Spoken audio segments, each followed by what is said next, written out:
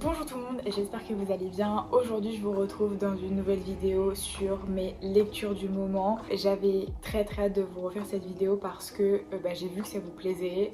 C'est d'ailleurs la vidéo qui a le plus de vues sur ma chaîne, donc je suis très contente que ça vous plaise. Du coup je me suis dit que j'allais vous refaire ça aujourd'hui parce que j'ai fini des livres, j'en ai entamé plusieurs et j'en ai aussi reçu plusieurs dernièrement, donc je suis hyper contente de vous partager ça aujourd'hui. J'espère que vous allez découvrir des auteurs ou des livres de manière générale que vous ne connaissiez pas ou qui vous tentaient. Si vous aimez ce genre de vidéo, n'hésitez pas à liker la vidéo, à la partager, à laisser un commentaire et à me dire justement quel est votre livre du moment ou quelle est votre prochaine lecture. Parce que moi j'en ai des tonnes. J'ai fait une petite liste là sur mon téléphone mais également sur papier de ce que je veux acheter prochainement et franchement je suis pas en reste. Je pense que je vais être tranquille pendant plusieurs mois, donc voilà, c'est parti. Alors je vais commencer par 3 livres que j'ai terminés au cours de ces dernières semaines. Je vais le faire dans l'ordre chronologique parce que j'ai commencé par La fille de la supérette de Sayaka Murata et il n'y avait pas franchement de description hormis voilà, quelques petits mots, mais en gros c'est l'histoire d'une jeune femme célibataire de 36 ans qui travaille dans un combini et en fait elle a fait ça toute sa vie. C'est quelque chose qui lui correspond complètement et on voit en fait que dans ce livre elle essaie un petit peu de remettre en question tout ça. Il y a ce questionnement qui vient en elle et elle se demande vraiment du coup est-ce qu'elle doit continuer à bosser dans un combini ou bosser ailleurs, voilà. Et il y a pas mal de sujets sociaux qui sont abordés dedans et c'est hyper important, oui, et c'est hyper intéressant. C'est un livre qui se lit hyper rapidement. Je pense que j'ai dû le lire en 2-3 jours, quelque chose comme ça, parce que je lis assez assez doucement, dans le sens où je vais lire petit à petit chaque soir. Je vais pas passer 3 heures à lire parce que faut que je dorme aussi, et puis je m'endors aussi maintenant. Alors ça c'est quelque chose ça me faisait pas du tout ça avant, mais maintenant je m'endors en lisant, et du coup quand je vois que je relis 5000 fois la même phrase, bon voilà, je laisse de côté. Mais c'est vraiment un livre que j'ai apprécié, qui aborde des sujets de la société japonaise qui sont pas forcément toujours connus, comme le conformisme, voilà, le fait de se marier assez tôt parce que sinon voilà, on est un petit peu jugé par les autres membres de la société, etc. Et du coup il y a cette pression qui se ressent un petit peu dedans sur les épaules de cette jeune fille. J'ai trouvé ça super intéressant, je vous le conseille. Il coûte pas très cher évidemment puisque c'est un livre de poche et que je prends quasiment tout en livre de poche, mais voilà, petit livre hyper facile à lire, hyper court, et puis ouais, très sympa. Si je devais lui donner une note, parce que j'avoue que je note pas forcément mes livres parce que je trouve que c'est assez subjectif. Il y a des gens qui vont adorer, d'autres qui vont détester. Je vais pas dire que c'est mon livre préféré ou que c'est mon coup de cœur du moment. Je dirais que c'est un livre qui m'a plu, qui est intéressant, qui justement aborde des sujets qui pour moi sont quand même importants aujourd'hui, et il m'a plu. Voilà, après lui donner une note, c'est sûr que si je commence à rentrer là-dedans, je lui dirais, je sais pas, un 6,5 sur 10, un 7. Vous allez me dire c'est pas beaucoup, mais en même temps, il me faut un peu plus si vous voulez pour me tenir en haleine, dans le sens où je me suis pas dit à la fin du livre, ah, j'aurais aimé que ça continue. Non, je me suis pas dit ça, mais j'ai pris plaisir à le lire, donc voilà, je vous le recommande. Ça coûte pas très cher en livre de poche, donc voilà. Le suivant, je pense d'ailleurs que lui, je l'ai un petit peu plus aimé, même si au début j'avais un peu de mal. Ce sont les délices de Tokyo de Durian Sukegawa. Oula, Sukegawa, je vais y arriver. Sukegawa. Là, c'est l'histoire de Santaro qui travaille dans une échoppe qui fait des dorayaki, donc c'est des pâtisseries japonaises. Et donc il fait ça voilà depuis quelques temps à cause d'une raison particulière, et il va tomber sur une grand-mère d'ailleurs qui s'appelle Tokue, avec des mains qui sont un petit peu déformées, etc. Et du coup il y a une relation qui se crée entre les deux qui est un peu particulière, mais qui est hyper touchante.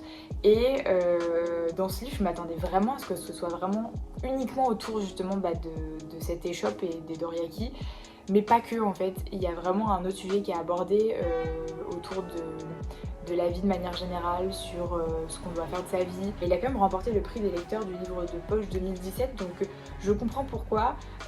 C'est vrai que la 4e page de couverture le caractérise de poignant, poétique, sensuel. Alors moi je l'aurais pas du tout décrit comme sensuel. Poignant et poétique, oui, complètement.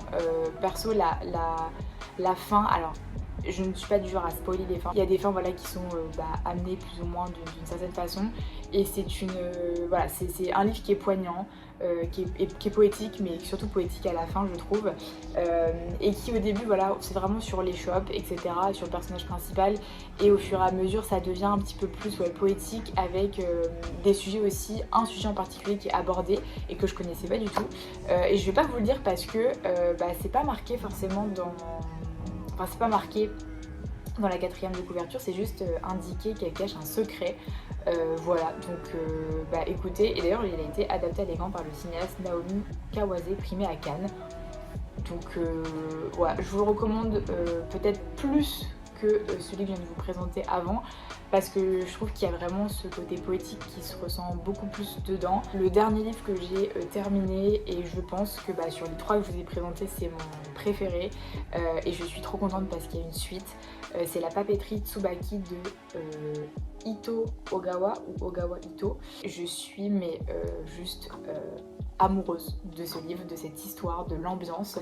C'est l'histoire de Hatoko qui a 25 ans et qui vit du coup à Kamakura, dans la papeterie que sa grand-mère lui a léguée. Donc voilà.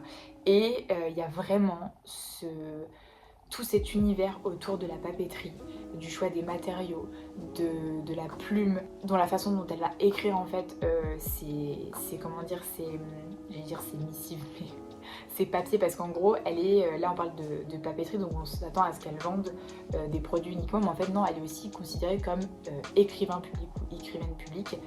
Et du coup, elle répond à des demandes un peu étranges parfois, donc allant de la lettre d'amour à la lettre de rupture. Enfin, voilà, c'est juste hyper varié. Et il y a toute aussi cette histoire avec sa grand-mère et cette génération d'écrivains publics, etc. Et c'est majestueusement... Enfin, moi je trouve qu'il est vraiment très très bien écrit ce livre. Enfin, j'adore. Love dit que c'est un roman poétique et envoûtant. J'avoue que voilà, si je me contentais de dire ça, j'aurais dit beaucoup de choses, mais voilà, c'est un roman qui se lit assez vite, même s'il est épais en fait, vous voyez, c'est pas très très gros à l'intérieur. Et quelque chose que j'ai adoré, c'est qu'en fait, à chaque fois qu'elle écrit quelque chose, je vous montre celui-ci par exemple, vous avez justement la lettre en japonais, donc j'étais en mode waouh, juste magnifique. Et même il y a pas mal de symboles japonais justement qui sont écrits, et j'ai trouvé ça hyper chouette parce que moi je suis en train de apprendre le japonais. Du coup je me posais justement des questions sur les kanji, etc., sur ce qui était utilisé ou pas. Alors évidemment c'est pas un livre de japonais, on ne va pas dans le détail de tout ça, mais elle aborde justement et elle touche certains points, certaines utilisations de façon de s'adresser, de l'emploi de certains kanji, des hiragana, etc. Et c'est vraiment abordé de manière hyper fluide, hyper simple, mais hyper détaillée aussi, donc c'est hyper intéressant. Il y a beaucoup de mots qui sont écrits en japonais aussi, donc vous voyez, c'est vraiment super cool. Et j'ai juste adoré l'atmosphère du livre. C'est vraiment quelque chose qui m'a énormément plu. Et le fait, voilà, forcément que ça touche au choix des mots, c'est vraiment quelque chose qui me parle, parce que je suis un petit peu pareil, c'est-à-dire que j'ai toujours aimé écrire, je suis rédactrice de base, donc c'est vraiment un livre qui m'a profondément parlé, qui m'a profondément plu.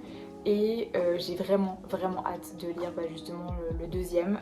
Je l'ai mis sur ma liste, il faut absolument que je l'achète genre là dans les prochains mois, même si j'ai d'autres livres que j'ai achetés, mais je l'ai avalé ce livre. Enfin, vraiment je l'adore. Et si vraiment je devais donner une note, parce que pour les autres c'était plus autour voilà, des 6,5, 7,5 je dirais, pour les Délices de Tokyo. Lui, je suis quasiment à 10 je dirais, parce que, enfin 9,5 si j'ai pas envie de donner un 10, mais pourquoi.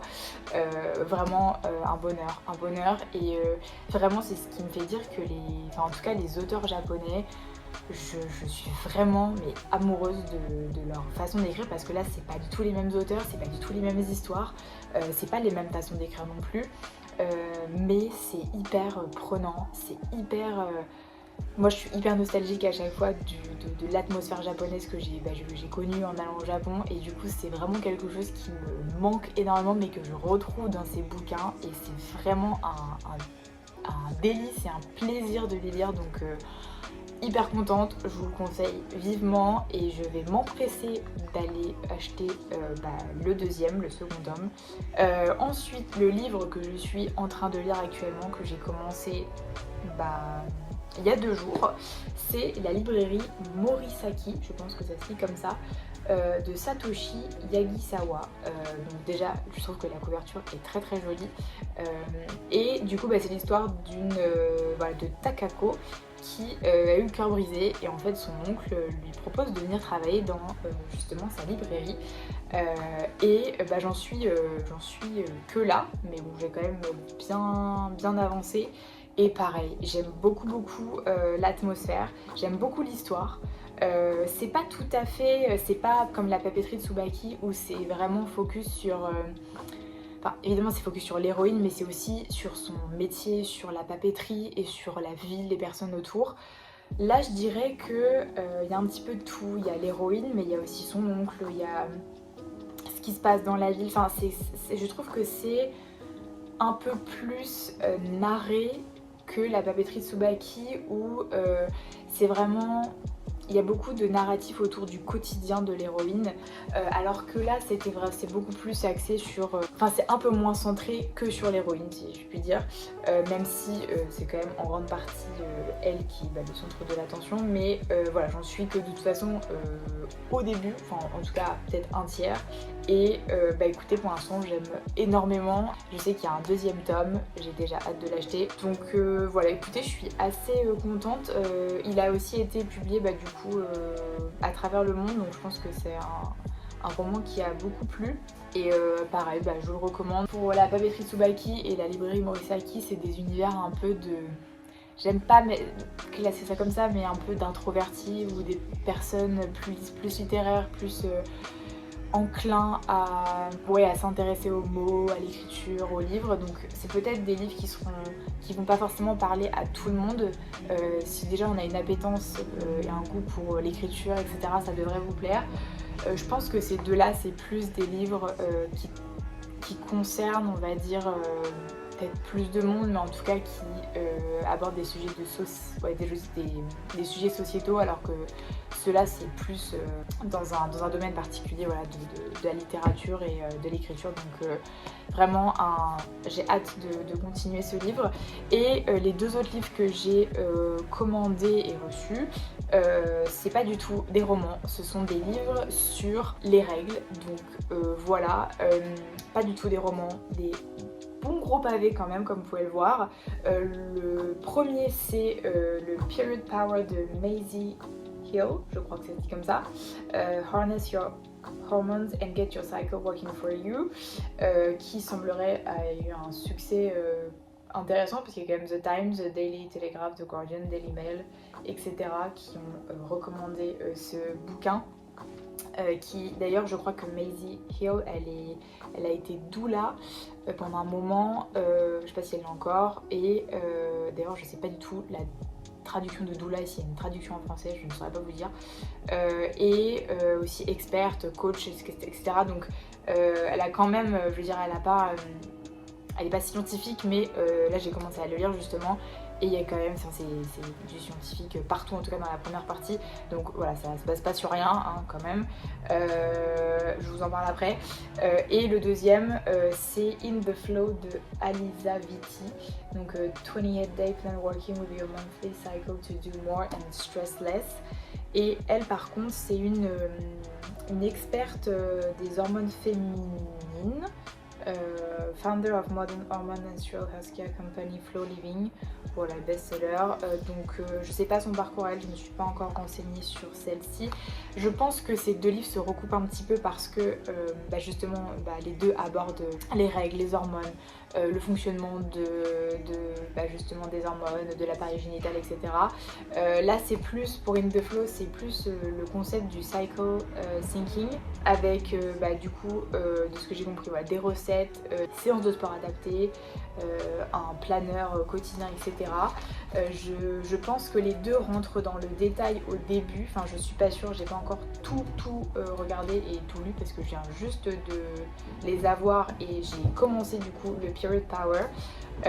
Là j'en suis vraiment au début et la première partie c'est vraiment sur l'anatomie. Je pense que les deux vont se regrouper et se recouper pardon.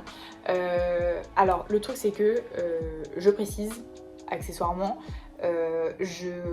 pourquoi je lis ça, parce que il y a quelques temps j'ai eu quand même pas mal de symptômes prémenstruels.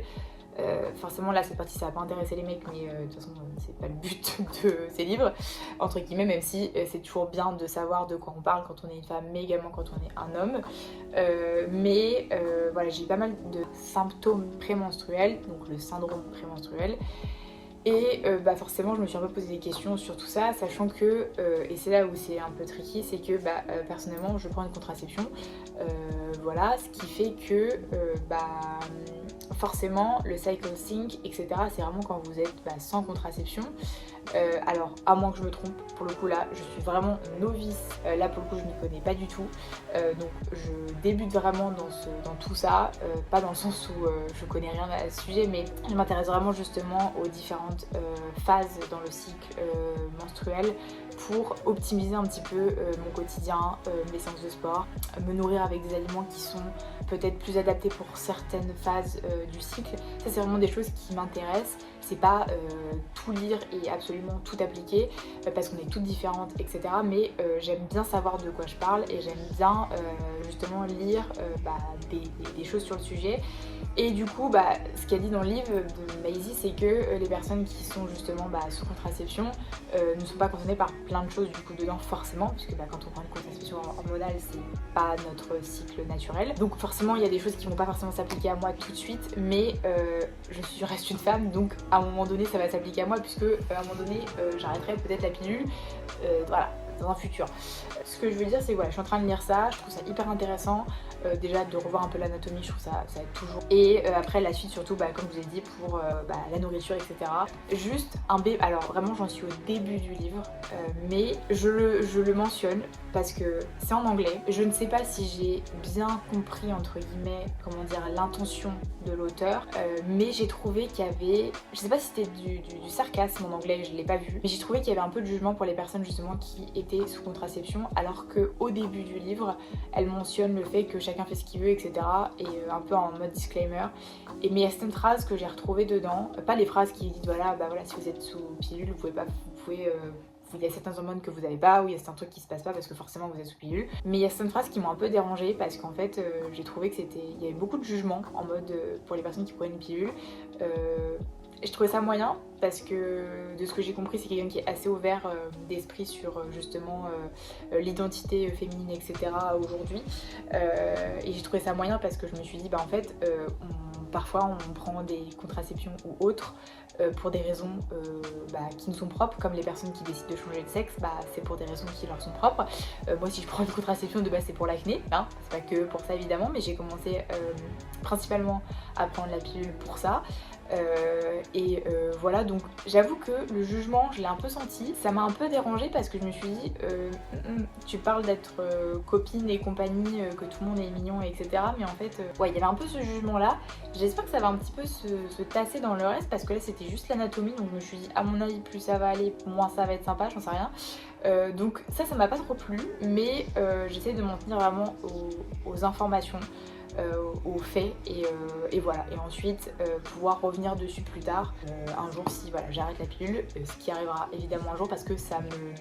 Au-delà du fait d'avoir un copain, c'est pas juste ça, c'est que j'ai besoin peut-être justement de retrouver, je vais dire les sensations, mais c'est un peu bizarre de dire ça, mais de savoir ce que c'est d'avoir justement des règles, des vraies règles, d'avoir un vrai cycle, et pour moi c'est important justement de connaître ça. Du coup je me renseigne et je suis très contente justement d'avoir ces deux livres là, donc je pense que ça c'est des livres que je vais lire sur le long terme. Ces deux-là, je vais les lire dans les prochains mois. Ça va pas être une lecture du soir tout le temps. Ça va vraiment être quand voilà, je vais avancer sur la question.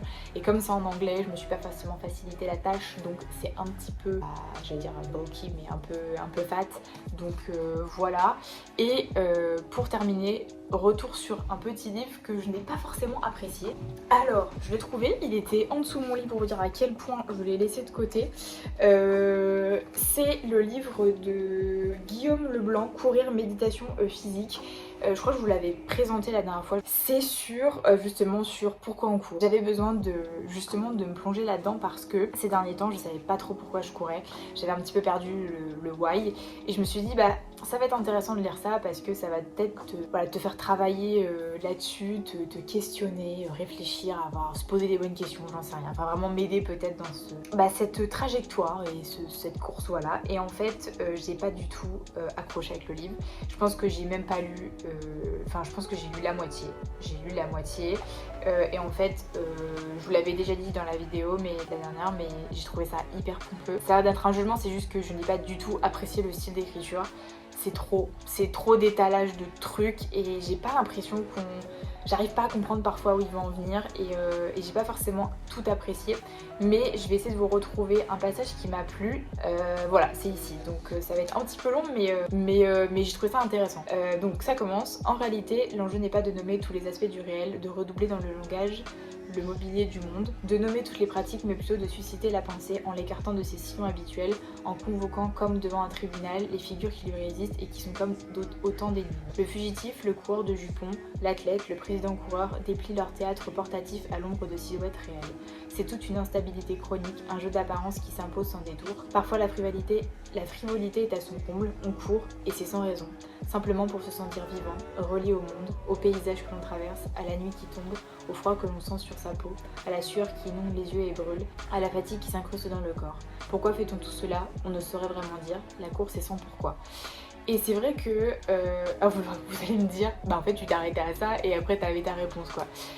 Non, parce que vraiment il aborde vraiment le truc, il a vraiment mis toute son énergie je pense pour réfléchir à ça. Et encore une fois c'est pas un jugement, c'est juste que j'ai trouvé que c'était un peu too much pour moi, un peu trop profond et poussé, mais j'ai aimé en tout cas la recherche justement de ce questionnement et à ce sujet. Et cette partie m'a un petit peu plu. Je me suis dit ouais peut-être qu'il n'y a pas de pourquoi, peut-être qu'on court pendant une période et puis finalement ça ne correspond plus et puis on y revient et puis on y repart. Enfin voilà, c'est pas forcément quelque chose qui est ancré dans le marbre et voilà. Et du coup je n'ai pas fini ce livre et je vais le rendre à mon collègue qui me l'a prêté.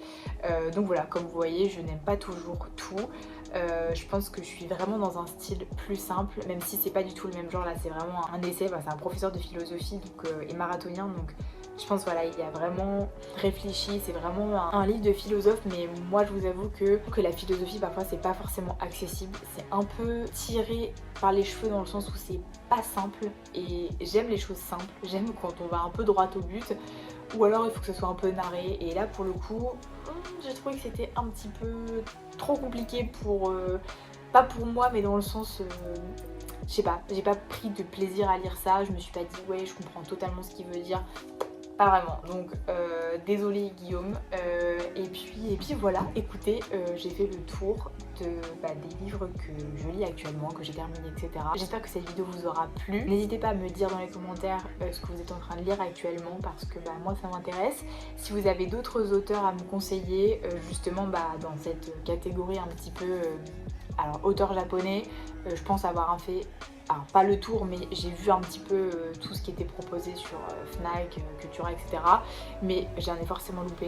Donc n'hésitez pas à me dire ça en commentaire parce que j'ai trop envie de tester justement d'autres livres, d'autres auteurs parce que j'adore en fait. Je suis trop contente de cette atmosphère japonaise et d'autres livres d'ailleurs, que ce soit français ou des auteurs étrangers, je suis toujours preneuse à ce niveau là. J'espère que ça vous aura donné envie d'essayer et de lire certains des livres. Je vous fais plein de gros bisous et puis je vous dis à très vite dans une prochaine vidéo. Bye.